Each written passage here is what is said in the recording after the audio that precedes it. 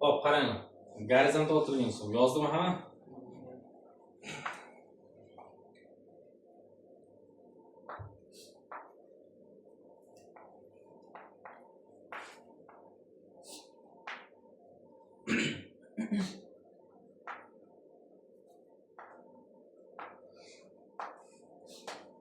Hop, gorizontal o'tirgan jism harakat davomida ikkita harakatda qatnashadi. Bu mana yuqoriga tik otilgan, yuqoridan tik tashlangan. Sal murakkabroq bo'ladi bundan. Demakki, ikkita harakatda qatnashayotganda jismning vaziyatini kuzatish sal qiyinroq bo'ladi-ku. Hop. Endi mana qaranglar. Biron bir yerdan qanaqadir bir h balandlikdan jism otilayotgan bo'lsin. Yerdan mana h balandlikdan mana shu yo'nalishda qanaqangidir bir v0 tezlik bilan otilsin. Mana qanaqadir bir yerdan 20 metrmi, 30 metrmi, nechidir metr binoni tepasiga chiqib oldikda, top tepor oldinga qarab. Tushunarli? Oldinga qarab tepordi va bu harakatini davom ettirdi mana shu trayektoriya bo'ylab. Kelib tushadimi? Ya'ni bizni binoyimiz turgan yerdan qanaqadir bir s masofaga nima qildi? Borib tushdi. Endi buni nima ikkita harakatda qatnashyapti desa, misol uchun mana ixtiyoriy paytdagi vaziyatni kuzatadigan bo'lsak, bu yo'nalishdagi koordinatalar sistemasida x oq bilan mos tushganligi uchun buni vx deb olamiz. Buni yo'nalish qaysi bilan tushadi, mos tushadi? Y oq bilan y deb olsak, mana buni o'rtasidan chiqqani buni ixtiyoriy paytdagi natijaviy nimasi bo'ladi? Tezligi bo'ladi. Ya'ni ikkita harakatda qatnashyapti degani ham oldinga yuryapti ekan, ham nima qilyapti? Yerga pastlayapti.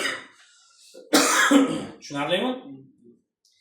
Demak, biz x, y o'qlar bir-biriga doim nima bo'ladi? Perpendikulyar bo'ladimi? To'g'rimi? Perpendikulyar bo'lsa, biz ixtiyoriy paytdagi va natijaviy tezlik topishimiz uchun ilzosida har doim nima bo'ladi bizda? Vx kvadrat plus nima? Vy kvadrat. Tushunarlimi?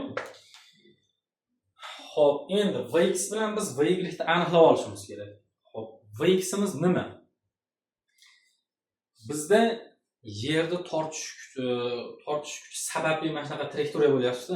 Agar yer o'ziga qarab tortmaganda, bu nima bo'lardi? Mana shu turgan yerdan to'g'ri mana shu tomonga qarab uchaveradi, to'g'rimi? Nimaga pastlab boryapti bu? Yerda tortish kuchi bor, shuni hisobiga nima qilib boryapti bu? Pastlab boryapti, to'g'rimi? Bizda mana qaranglar, vertikal yo'nalishda og'irlik kuchi ta'sir qiladi. Ya'ni yer tortadi. Mana gorizontal yo'nalishda hech qanaqangi qarshilik kuchi yo'q. Tushunarlimi? Bitta havoning qarshiligi bor, endi uni ham yo'q deb ishlayapmiz. Demak, mana vertikal gorizontal yo'nalishdagi bergan tezligimiz, mana v0 tezligimiz harakat davomida umuman o'zgarmas ekan, mana shu tomonga qarab. Misol uchun mana shu ketayotgan vaziyatda ham shu tomonga qarab yo'nalgan v0 bo'lar ekan. Yerga tushgan paytida ham mana shu tomonga qarab yo'nalgan nima bo'lar ekan? V0 bo'ladi. Xullas kalom mana shu x yo'nalishdagi tezligimiz vx nimaga teng bo'lar ekan bizda? V0 ga teng bo'lar ekan. Mana boshlang'ich gorizontal yo'nalishdagi tezlik bizning nimamizga teng bo'lar ekan? Vx ga teng bo'ladi. Tushunarlimi? Endi bu qaranglar. Biz tasavvur qiling 20 metr balandlikka chiqib oldik. 3 ta to'p bor oldimizda, uchovini 3 xil tezlik bilan gorizontal otyapmiz. Bittasini 20 bilan, bittasini 30 bilan, bittasini 40 bilan. Xo'p, qancha katta tezlik bilan otsak, u shuncha uzoqroq masofaga borib tushadi. To'g'rimi? Sekinroq tepsak, kamroq masofaga borib tushadi. Hali o'rtacha tepganimiz o'rtarog'iga borib tushadi. To'g'rimi? Lekin yerga tushish vaqti hammasiniki nima bo'ladi? Bir xil bo'ladi. Chunki biz mana yerdan qanaqadir bir h balandlikda jismga faqat qaysi yo'nalishda? Gorizontal yo'nalishda tezlik berdik xolos. Vertikal yo'nalishda tezlik beryapmizmi? Yo'q. Vertikal yo'nalishda demak bu nima qilar ekan? Erkin tushar ekan.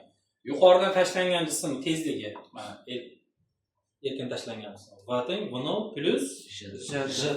Biz vertikal yo'nalishda pastga qarab tezlik beryapmizmi, bermayapmizmi? Yo'q. Bergan. Demak, vertikal yo'nalishdagi tezligi, ya'ni v-ga v0 yo'q. Ya'ni j tani o'zimiga. Endi mana vx bilan v-ni o'rniga olib kelib qo'ysak, v natijaviy tezligimiz barobar vx imiz nimaga teng keldi demak?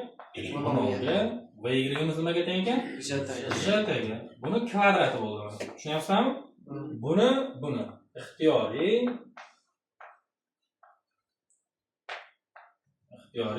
paytdagi tezligi desak bo'laveradi. Tushunarlimi? Ixtiyoriy paytdagi tezligi. Ixtiyoriy paytdagi tezligi deyishimiz uchun biz ifodamizda nima qilish kerak? Vaqt qatnashish shart. Ixtiyoriy deganimizdan keyin 8 sekunddan keyin so'rab olish mumkinmi? 12 sekunddan keyin deb so'rab olish mumkinmi? To'g'ri? O'shaning uchun ixtiyoriy paytdagi deyapmizmi? Buni ifodamizda albatta nima qilish kerak ekan? Vaqt qatnashish kerak ekan. Tushunarlimi? Xo'p, mana qarang, tezligini topishni bilib oldik. Endi biz mana gorizontal kuch deyiladi, uni S. Bu tushish balandligi ko'rib turibmiz. Mana buni qanaqadir bir binomi nimadirdan h balandlikdan gorizontal otilganda biz otgan nuqtamizdan mana chiziqdan qanaqadir S masofaga borib tushyapti. Xo'p, vertikal yo'nalishda erkin tushgan bo'lsa, vertikal yo'nalishda biz h qanday topamiz? H ni oddiy o'zimiz bilgan nima edi? J kvadrat taqsim 2 dan topaveramiz ekan mana. Tushunarlimi? Bu t mana t'imiz uchish vaqti desak ham bo'laveradi, t. Uchish vaqti. Ya'ni qaynaqaygacha tushgan bo'ladi bu. Mana shu otilgan nuqtasidan to yerga yetib ketgan vaqt nima bo'ladi? Uchish vaqti bo'ladi. Ya'ni biz bitta jismni pastga tashlab oryapmiz, boshlang'ich tezliksiz, ikkinchisini v0 tezlik bilan otib oryapmiz. Tushunyapsizlarmi? Ikkalasi ham mana shu ko'rinishda yerga nima qilar ekan? Bir xil vaqtda yetib kelar ekan. Tushunarlimi? Biz faqat bunga buni gorizontal yo'nalishda nima qildik? Tezlik berib qo'ydik, xolos. Tushunarlimi? Xo'p, endi bu S masofaga nima sababdan borib qolyapti? Boshida biz buni gorizontal yo'nalishda tezlik berganimizni hisobiga. Demak, bu S masofamiz Vx hisobiga o'sha T3 vaqtcha bo'lgan vaqtda nima qilar ekan? S masofaga borib tusharar ekan. Tushunarlimi? S masofa. Bizda Vximiz nima bo'ldi? V0 bo'ldimi? To'g'rimi? Demak, V0 ko'paytirilgan T3 vaqti desak ham bo'laveradi. Yoki birinchi buni balandlik tenglamamizdan vaqt topib olsak, qarang. 2 ko'paytirish o'tadimi? J nima qiladi? Biz t ni yakkalasak, t teng iltizosda nima bo'lib qoladi bizda ifodamiz? 2h taqsim j bo'ladi va topgan t'imizni mana t ni o'rniga qo'ysak, bizda s barobar v0 ko'paytirilgan t ni o'rnida mana nima edi? 2h taqsim j. Ya'ni otilish balandligi bilan gorizontal kuchning orasidagi nimasi bog'lanishga chiqadi bizga. Tushunarlimi? Gorizontal otilganda. Shu narsalarni bilib olsak bo'ldi bu mavzuda. Ertaga o'tamiz sizlar bilan gorizontga burchak osti otilgan jism. Bu gorizontga burchak osti otilgan jismni yarmida.